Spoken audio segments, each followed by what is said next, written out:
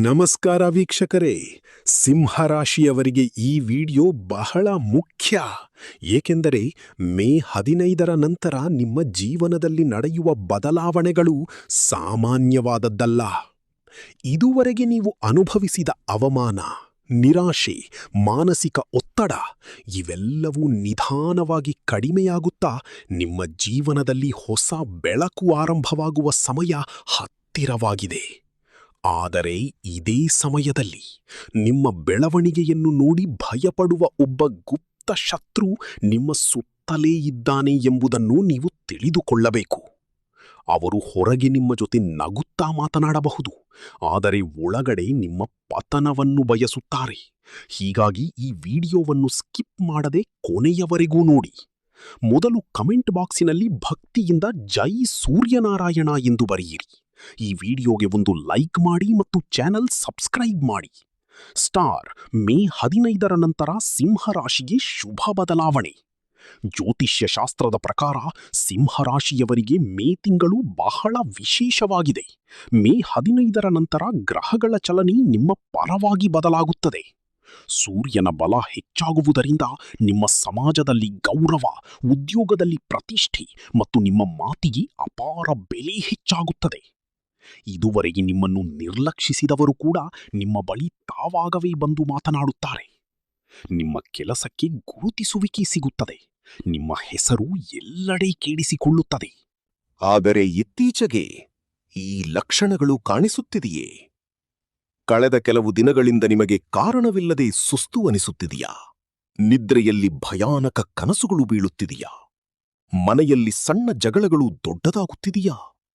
ಕೈಗೆ ಬಂದ ಕೆಲಸ ಕೊನೆಯ ಕ್ಷಣದಲ್ಲಿ ನಿಂತು ಹೋಗುತ್ತಿದೆಯಾ? ಇವೆಲ್ಲವೂ ಸಾಮಾನ್ಯ ಸಮಸ್ಯೆಯಲ್ಲ. ಇವುಗಳ ಹಿಂದೆ ಒಂದು ಕಾರಣ ಇದೆ.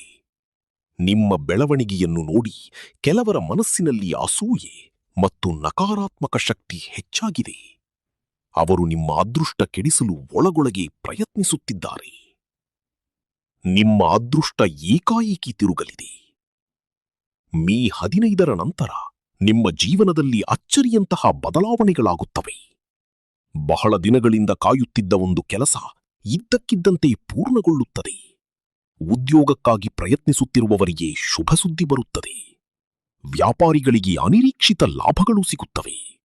ವಿದೇಶಿ ಅವಕಾಶಗಳಿಗೂ ಉತ್ತಮ ಸ್ಪಂದನೆ ಸಿಗಬಹುದು. ಮನೆಯಲ್ಲಿದ್ದ ಅರ್ಧಕ್ಕೆ ನಿಂತ ಶುಭ ಕಾರ್ಯಗಳ ಚರ್ಚೆ ಮತ್ತೆ ಶುರುವಾಗುತ್ತದೆ.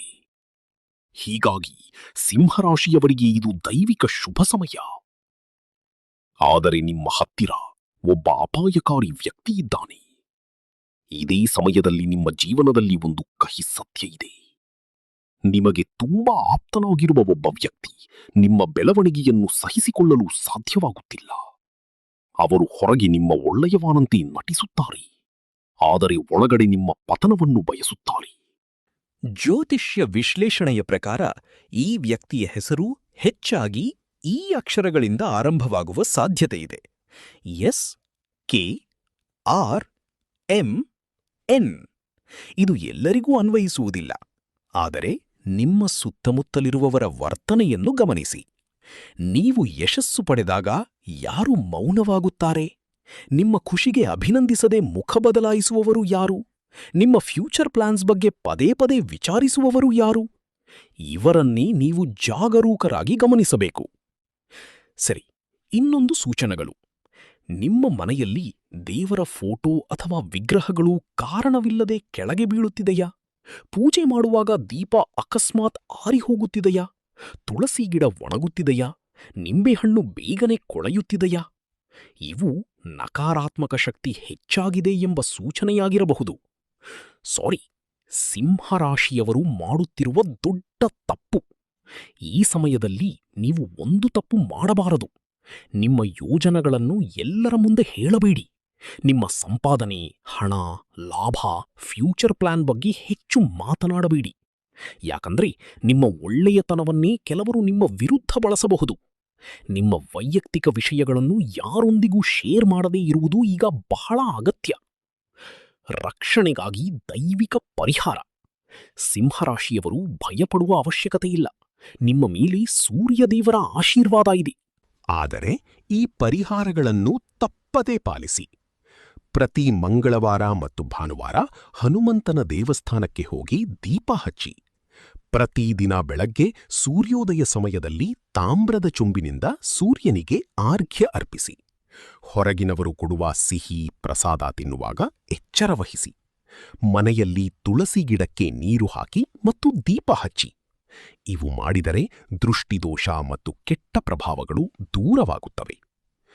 ಮೇ ಕೊನೆ ಜೂನ್ ಮೊದಲ ವಾರದಲ್ಲಿ ಶುಭ ಸುದ್ದಿ. ಮೇ ತಿಂಗಳ ಕೊನೆಯ ವಾರ ಅಥವಾ ಜೂನ್ ಮೊದಲ ವಾರದಲ್ಲಿ ಒಂದು ಅದ್ಭುತವಾದ ಶುಭ ಸುದ್ದಿ ನಿಮ್ಮ ಮನೆಗೆ ಬರುತ್ತದೆ. ವಿವಾಹ ಯೋಗ, ಸಂತಾನ ಯೋಗ, ಹಣಕಾಸು ಸುಧಾರಣೆ, ಪದೋನ್ನತಿ ಇವೆಲ್ಲವೂ ನಿಮ್ಮ ಪಾಲಾಗುವ ಸಾಧ್ಯತೆಯಿದೆ. ಕೊನೆಯ ಎಚ್ಚರಿಕೆ: ಮುಂದಿನ ದಿನಗಳಲ್ಲಿ ನೀವೊಂದು ದೊಡ್ಡ ನಿರ್ಧಾರ ತೆಗೆದುಕೊಳ್ಳಬಹುದು. ಉದ್ಯೋಗ ಬದಲಾವಣೆ, ವ್ಯಾಪಾರ ವಿಸ್ತರಣೆ, ಹೂಡಿಕೆ ಅಥವಾ ಹೊಸ ಸಂಬಂಧ.